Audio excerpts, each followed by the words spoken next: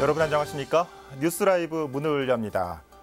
흔히들 바르게 사는 사람을 법 없이도 살 사람이라고 일컫죠. 그런데 요즘 시대는 어떨까요? 이 법 때문에 또 정해진 규정 때문에 개인의 권리를 침해받는다는 주장도 많은 현실입니다. 대표적으로 하루가 다르게 바뀌는 부동산과 관련된 규제들일 텐데요. 이런 문제점을 제기하는 토론회가 어제 열렸는데 오늘 뉴스라이브에서 살펴보겠습니다. 4월 25일 법의 날에 전해드리는 뉴스라이브 지금부터 시작합니다. 오늘의 헤드라인입니다. 구로구 차량기지 이전 부지에 주거와 상업, 업무시설 등을 갖춘 그린 스마트 밸리가 조성됩니다. 정부의 부동산 정책의 문제점을 지적하고 개선 방안을 논의하는 토론회가 열렸습니다.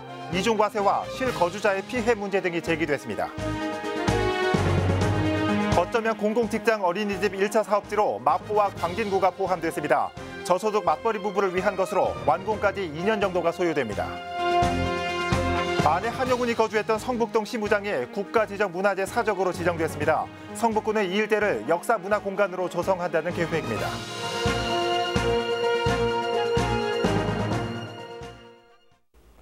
구로 차량기지가 이전한 뒤 부지를 어떻게 사용할 것인가에 대한 청사진이 나왔습니다.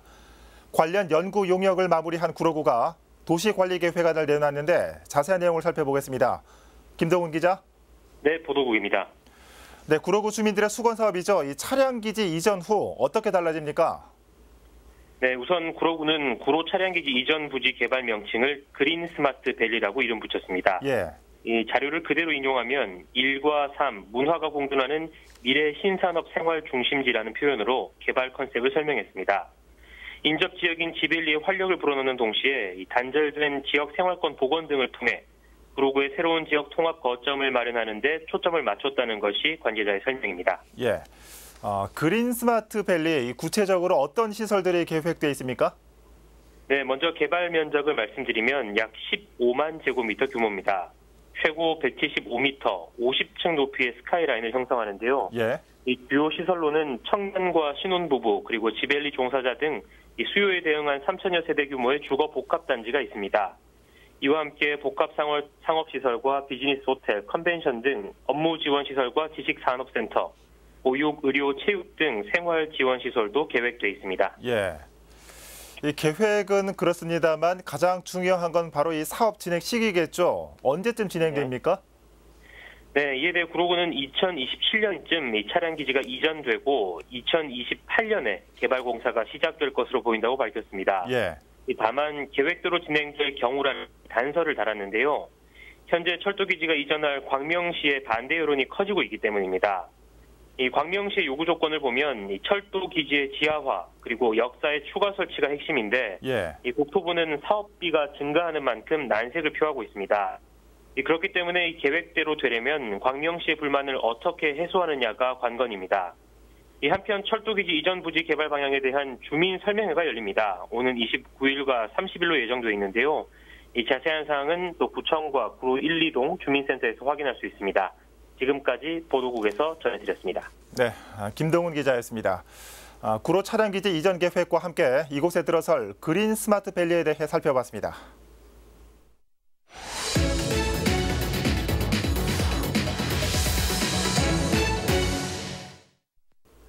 정부의 부동산 정책을 두고 강남구 주민들의 반발이 커지고 있습니다.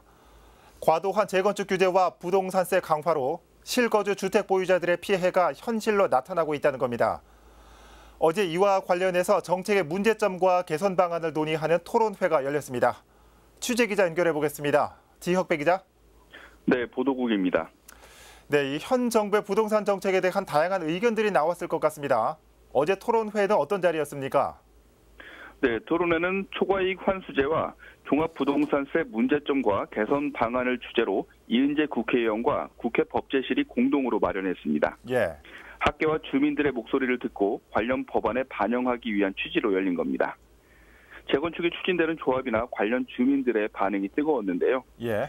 이은재 의원은 정부가 이중과세의 불합리한 체계는 외면한 채 투기 목적 없는 대다수 실거주자의 희생을 강요하고 있다며 과세 기준이 되는 공시가격 산정 기준 공개조차 거부해 부동산 과세 정책의 객관성과 투명성마저 의심받고 있다며 토론회 개최 이유를 밝혔습니다. 예.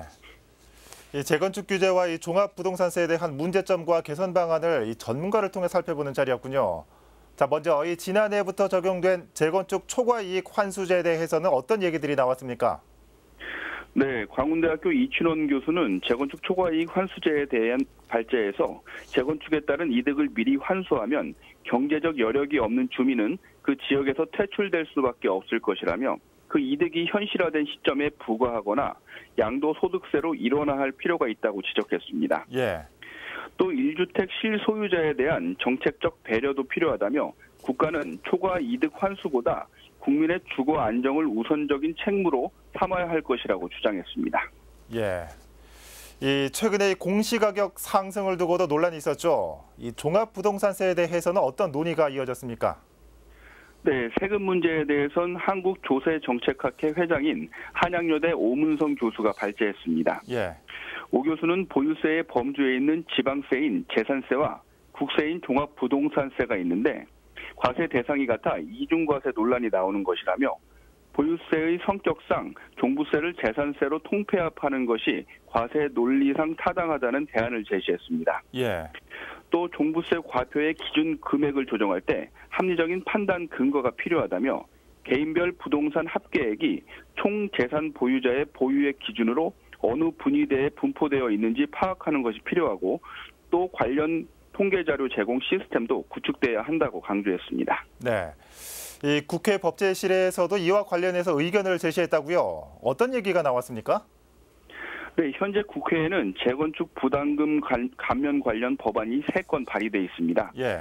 재건축 사업의 경우 준공된 지 30년 이상 지났기 때문에 주거 안전이 위협받고 있다며 조속한 사업 추진이 필요한데 각종 규제로 재건축 사업의 의존도가 높은 서울 지역에 신규 주택 공급에 차질이 빚어질 수 있다는 의견을 내놨습니다. 네. 또 장기 주택 보유자나 1주택 실거주자의 경우 재건축 부담금 조달에 어려움을 겪을 수 있는 점을 고려해 부담금 감면이나 부과 개시 시점을 변경하는 방안에 대해 적극적으로 검토해야 한다고 밝혔습니다. 네. 지금까지 보도국에서 전해드렸습니다. 지역배 기자 잘 들었습니다. 최근 부동산 정책에 대한 강남구 주민들과 전문가들의 개선의 목소리 살펴봤습니다.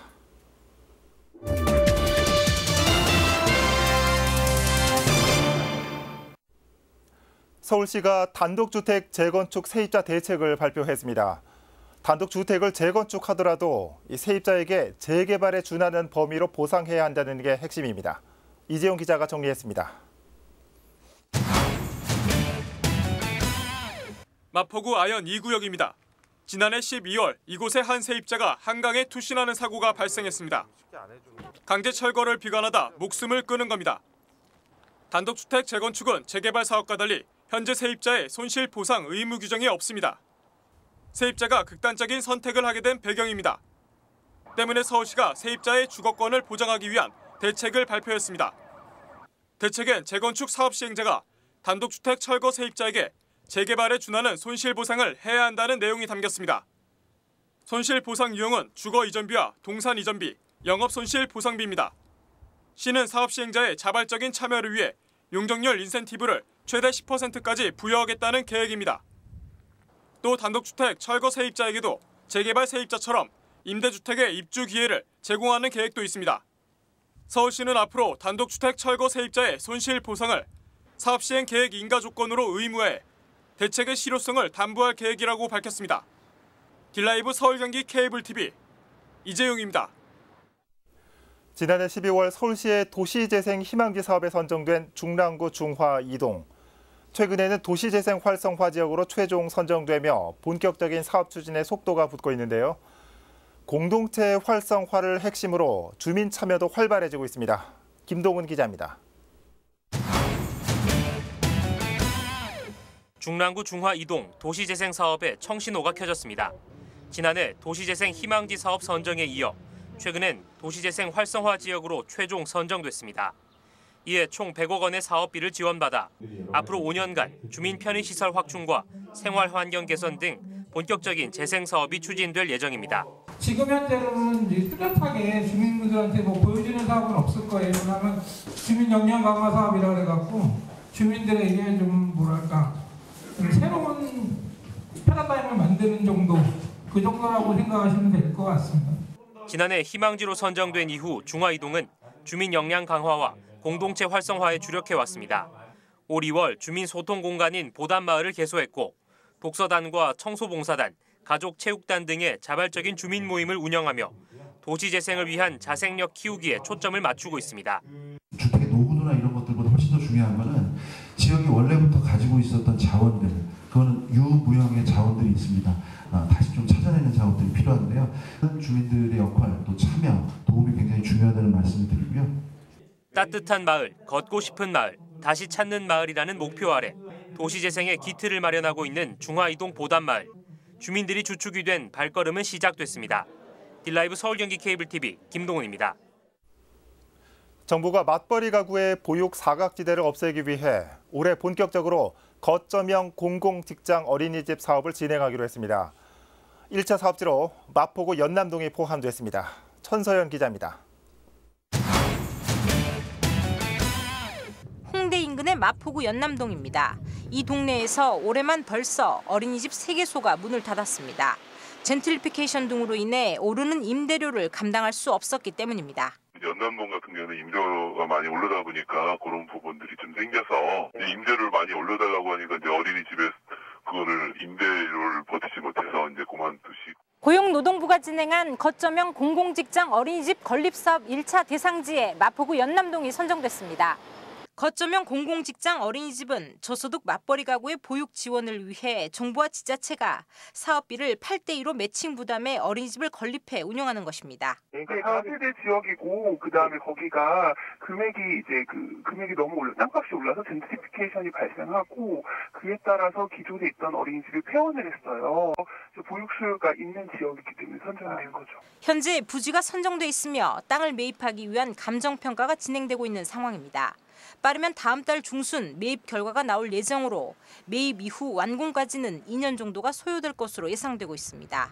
완공 이후 운영은 근로복지공단이 맡고 80명 정원으로 0세부터 만 5세까지 아이들이 다니게 됩니다.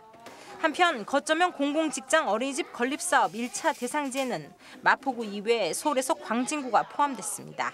딜라이브 서울경기 케이블TV 천서연입니다. 일제강점기의 아픔과 고뇌를 담은 시 님의 침묵으로 유명한 만해 한영운. 얼마 전 만해 한영운이 살았던 시무장이 국가지정문화재 사적 제550호로 지정됐습니다. 보도에 이승준 기자입니다. 성북동 언덕에 자리 잡은 낡고 작은 한옥. 이곳은 독립운동가이자 승려, 시인이었던 만해 한영운이 평생 유일하게 가져본 집인 시무장입니다. 시무장이란 잃어버린 나를 찾는다라는 뜻으로 먼저 나를 찾아야 나라를 되찾는다는 의미를 담고 있습니다. 만해 한영운은 이곳에 1933년에 들어와 마지막 날까지 조국의 독립을 위해 자신의 삶을 바쳤습니다. 시무장은 일반적인 한옥과 달리 남향이 아닌 북향을 바라보고 있습니다. 이는 남쪽에 있는 조선 총독부를 바라보지 않겠다는 만해의 의지가 담겨 있습니다. 지난 8일 시무장이 국가지정문화재 사적 제550호로 지정됐습니다. 1985년에 서울시 기념물로 지정된 이후 34년 만에 국가적 차원의 관리를 받을 수 있게 되었습니다. 문화재청은 시무장의 만해 한영운의 삶과 김동삼과 조지훈, 오세창 등 당시 독립운동가들의 관련 흔적이 남아있고 근대기 도시한옥의 원형이 잘 유지돼 보존 가치가 높다고 평가했습니다. 항일 운동가들의 역사적인 애국 정신이 깃들어 있는 곳이기도 합니다. 이러한 역사적인 가치와 또 현재까지 시무장이 원형으로 잘 보존되어 있기 때문에 이러한 내용들이 문화재청의 이번 근본 사적 지정에 큰 도움이 되었다고 생각합니다. 현재 시무장이 있는 성북 2구역은 재개발구역으로 지정된 상태. 하지만 성북구는 시무장의 역사적 가치를 살리고자 주변 일대를 역사 문화 공간으로 조성할 계획을 고려 중입니다.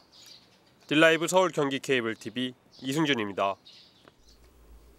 강동구가 대한민국 환경대상에서 도시농업 부문 대상을 수상했습니다. 미세먼지 등의 환경 문제가 계속되는 가운데 지속 가능한 환경 보호 정책을 펼쳐왔다는 평가입니다. 보도에 박영찬 기자입니다.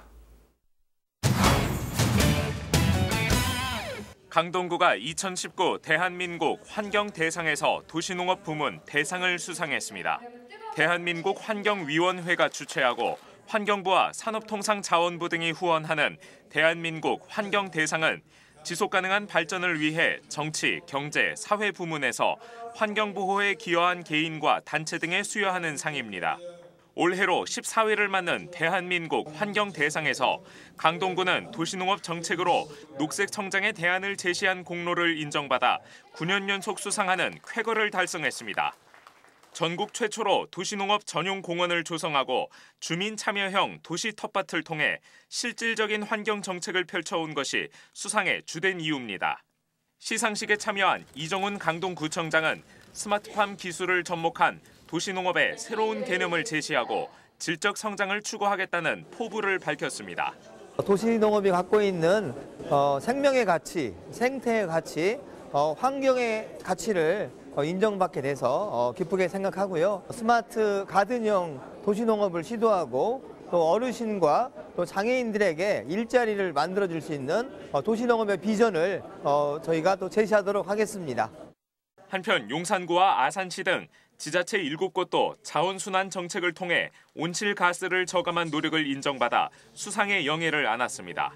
딜라이브 서울경기 케이블TV 박영찬입니다. 종로구 돈이동 쪽방촌 주민들은 화장실 같은 기초 편의시설이 부족한 열악한 환경에서 거주하고 있었습니다. 우여곡절 끝에 주민 공동시설이 들어서면서 주거 환경 개선과 휴식, 교류의 거점으로 기대를 모으고 있습니다. 지혁배 기자입니다. 서울 도심 한복판 85개의 건물 740여 개의 쪽방에 600여 명의 주민들이 살고 있는 종로구 돈이동 쪽방촌입니다.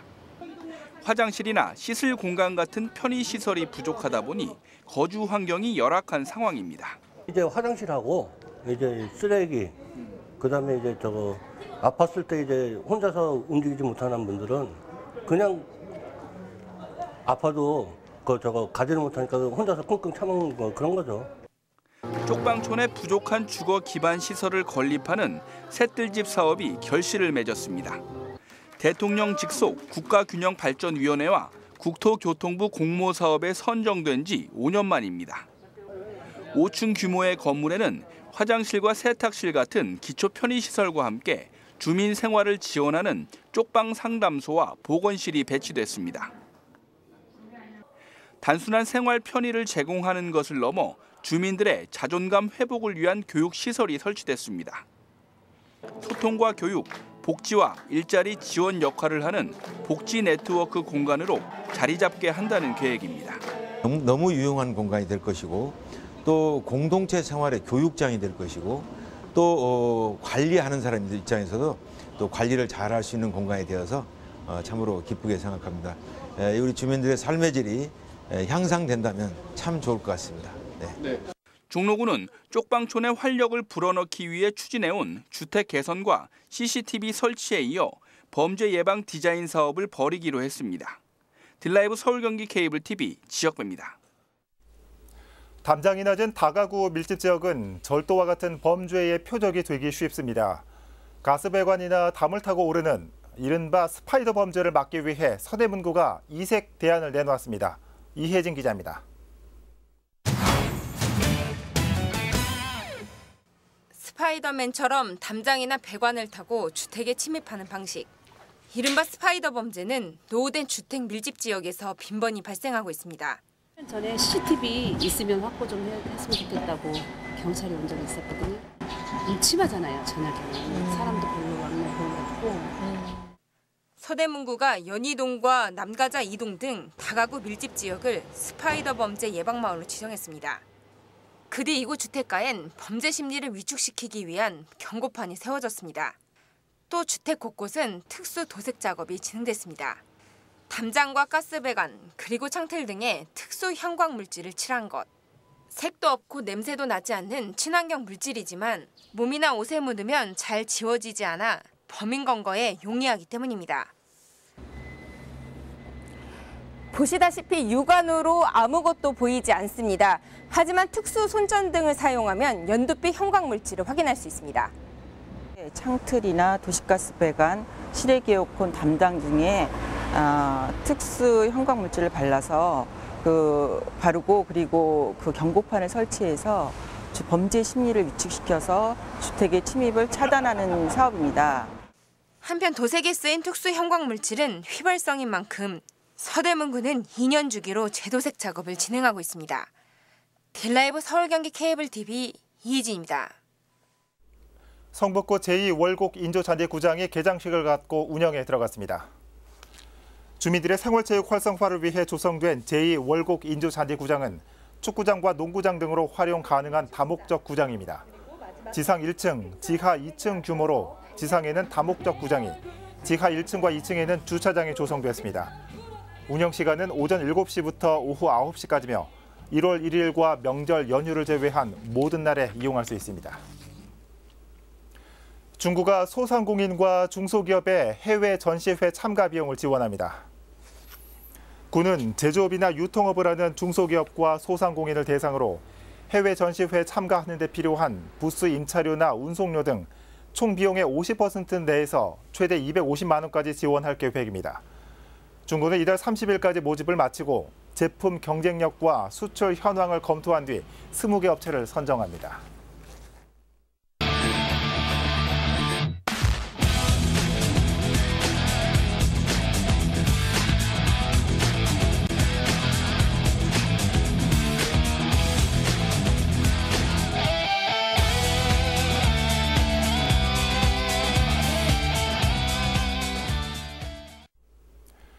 평균 나이 54.6세, 길에서 보낸 시간 평균 11년.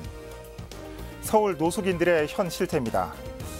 평균 42살에 집을 나왔고 신용불량과 파산이 가장 많은 이유였습니다. 각종 지원으로 다행히 그 수는 줄었지만 남아있는 3,500여 명에게 가장 절실한 건 여전히 기회일 겁니다. 뉴스라이브 마칩니다. 시청해주셔서 고맙습니다.